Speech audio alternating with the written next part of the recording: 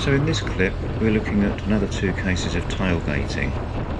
Now this time it's scooter riders involved, and I'm noticing that this is very common on bikes with L plates. They're getting far too close to the vehicle in front. Now I know CBT can't teach you everything, but this sort of thing should be identified on your 2-hour road ride. If you choose to drive too close to the vehicle in front, you create yourself a lot of problems. Let's just have a quick look at these two scooters here and see what you think. So by getting so close to such a large, heavy vehicle, you disadvantage yourself. Not only the view of the road ahead that you will have or won't have, but also the driver of that vehicle will struggle to see you. And if things go wrong or it needs to reverse, he won't know you're there. And whilst it shouldn't have to reverse on a road like this, exceptional circumstances do happen. Unfortunately, if a vehicle like this went over the top of you, the driver is unlikely to even notice it.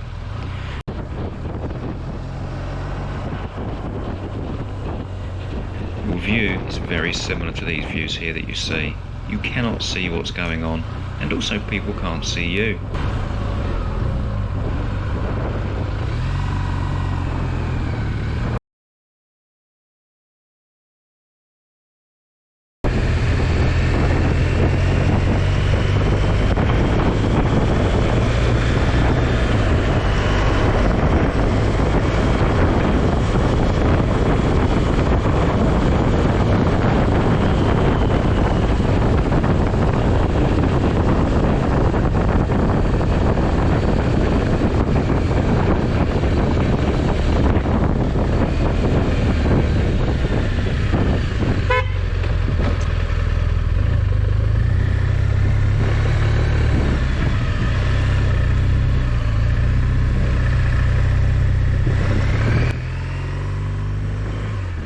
You could be very preoccupied with the red car, braking, signalling, where's it going to go, what's going to happen, and you might not be sure what the silver car's going to do. So let's just break that down and look at that in a little bit more detail. So keeping good forward observation is very important, and noticing clues is very important. So at this point here, we notice a flash of the brake lights. That might just be a comfort dab by the driver. But could it mean something more? Could it be maybe he intends to turn right and he's looking for the junction? Or could it be maybe he's seen something in the area to the right that we've not seen? He then comes off of the brake, and at this point we just see what appears to be the front of a vehicle. So at this point we cannot be certain whether that vehicle is attended or unattended. Most of our focus is probably on the red car. As you see, the indicator now has just come on, showing an intention to turn to the right.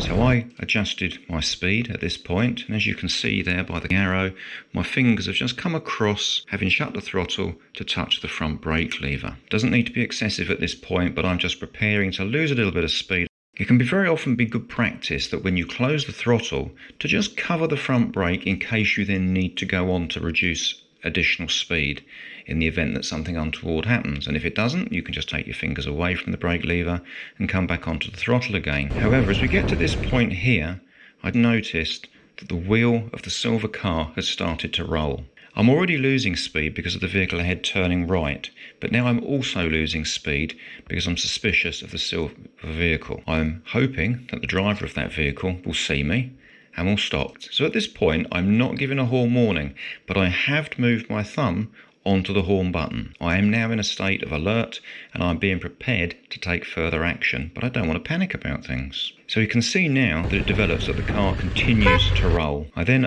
use a horn warning and notice how, denoted by the green arrow, the front of the car dives a little bit as the driver hits the brakes. So I could have used the horn warning just a fraction earlier, but the question is, would the driver have heard me with the windows of the vehicle closed? I did actually nod my head as a thank you or an acknowledgement of his reaction. But one other thing we need to look at here, when did that driver first have the opportunity to see me? And as a rider, was I aware that he may not have seen me? So if you think about the field of view of the driver, for a lot of the time he probably didn't have the best view. At this point it looks like he could have a view, but for some reason he's failed to appreciate I'm there. The point here is to keep those eyes scanning, use all the clues on the road that you can find, expect the worst case scenario, and don't leave anything to chance. So in this clip we're going to be looking at overtaking. It's very important that we plan overtakes carefully, and we should never take an overtake lightly, and we should make sure our planning is absolutely spot on. So this clip features cars, but it's a very important reminder whether you're driving a car, a lorry, a motorcycle, whatever you're riding or driving. So we've got an early morning road, fairly quiet. It's an A road with a speed limit of 50 miles an hour. So as we look to the end of the road where the limit point would be, we can see a vehicle approaching us in their own lane. But if we look a little bit more carefully, we will see that there is a vehicle actually overtaking. So we can see with that overtake there wasn't much time for that car to get back in. Analysis of the video shows that it's approximately 250 metres view that we have from the camera car to when this vehicle is first seen starting its overtake. So it's good to know that at 50 mile an hour you travel 22.5 metres per second. So the distance here, it takes 11 seconds to cover that distance at 50 miles an hour.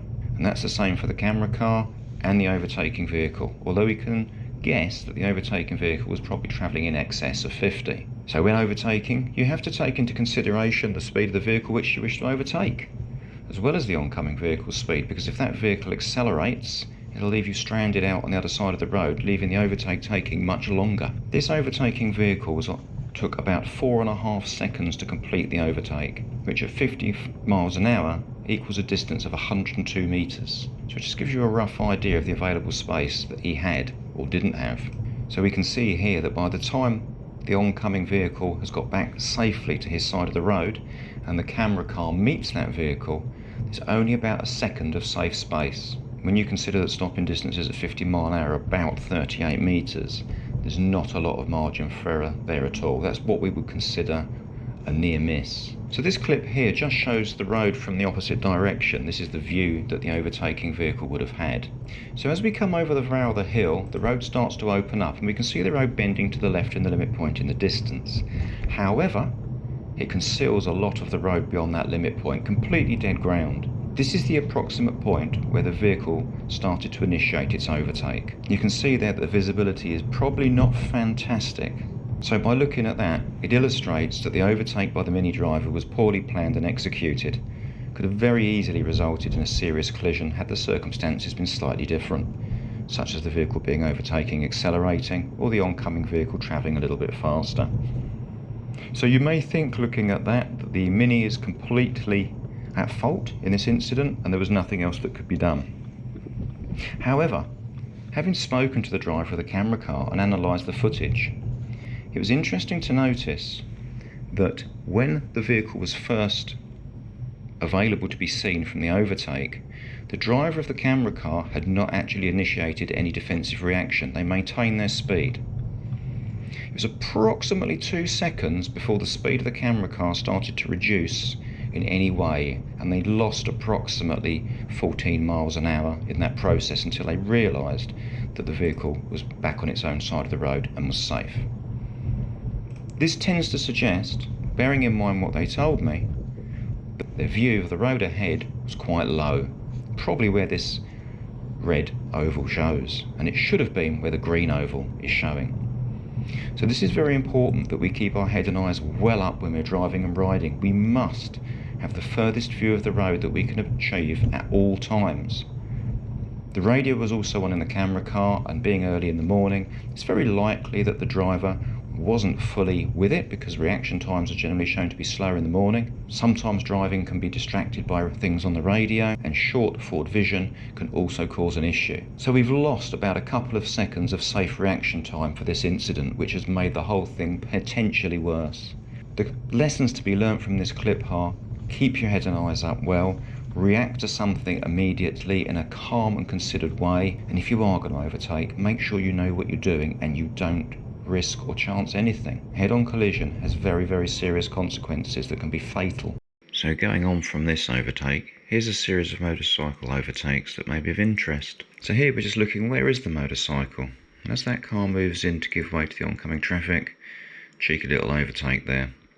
Perhaps not the end of the world, just a little bit impatient. But he's increased his risk due to being quite close to an oncoming car, quite close to a parked car, but also if the silver car had decided to come out a little bit, that would have also caused him more problem. So in this clip here we see a motorcyclist overtaking in a 30 limit for no good reason, yet again across a junction, which is quite potentially dangerous for their own personal safety.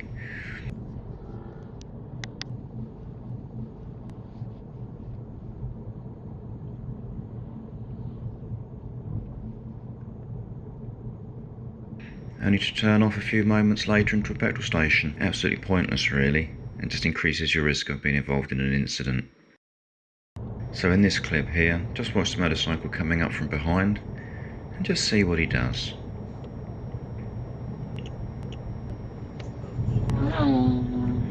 So having your front wheel off the ground is not very helpful, especially at high speeds. You've lost 50% of your grip. Overtake there on the bend. A little bit close. Appreciate he'd have had a different view to from where the camera car is, but if you look at the point at which he just crosses the white line, we see very soon afterwards the oncoming vehicle. So I'll let you form your own opinions from watching this latest clip here. Apart from the implications of being prosecuted if you were to be caught, what's more important is the consequences to other road users that may be involved in any collision that you cause. You just need to reflect on your ride and what you do. It's better to be late than dead on time. So I hope that these clips have been useful for you and they've drawn attention to a few areas that may create you a problem on the roads, and so you can avoid getting in those situations. So until next time, ride safe and take care.